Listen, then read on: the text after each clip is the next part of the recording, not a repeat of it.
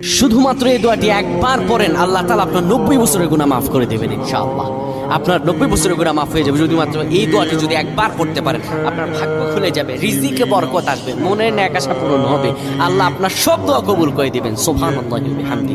এত ফজিলত, এই দোয়াটা আপনারা শেয়ার করে দিবেন। এই যুবকেরা, আমল না করেও সওয়াব পাবা। তোমার একটি শেয়ারে, একটা বাটনে প্রেস করে তুমি সওয়াব পেয়ে যাবা। কারণ তুমি আমল না করো, অন্য কেউ যদি তোমার শেয়ারের বদৌলতে আমল করে সওয়াব তুমি পেয়ে যাবা। নবীজির হাদিস। আমার ভাইয়েরা, আল্লাহর কাছে দোয়া করা, আল্লাহর কাছে দোয়া চাওয়া, এটি হলো মুমিনদের কাজ। আমার আল্লাহ বান্দাকে বলেন, বান্দারে উদউনি আস্তাজিব লাকুম, আমার কাছে চাও, আমার কাছে চাইলে আমি আল্লাহ তোমাকে দিয়ে দিব।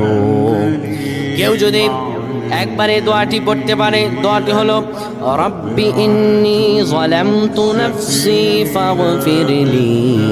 কেউ যদি এই দোয়াটা একবার পড়তে পারে, আমার আল্লাহ তাআলা তার 90 বছরের গুনাহগুলো মাফ করবেন। কবিরা গুনাহ নয়, সেটি হলো সগীরা গুনাহ। সগীরা গুনাহ মাফ হবে। বলবেন হুজুর 90 বছর তো হয়নি, তাহলে গুনাহ মাফ হবে কি করে? আপনার যত বছর হয়েছে তত বছরের সগীরা গুনাহ মাফ হবে, আর বাদ বাকিটা কাউন্ট করে আপনার আমল নামায় নফল নামাজ, নফল আমলের সওয়াব আল্লাহ তাআলা আপনার আমল নামায় দিয়ে দিবেন। কিন্তু এটির ব্যাপারেও সহিহ সনদে তেমন কোনো গুরুত্ব আরোপ হয়নি, এটির ব্যাপারে তেমন কোনো উল্লেখিত সহিহ সনদ নেই। কিন্তু আমল করতে পারেন, যেহেতু এর অর্থ সুন্দর। আল্লাহ আমাদের কবুল করুন, আমিন।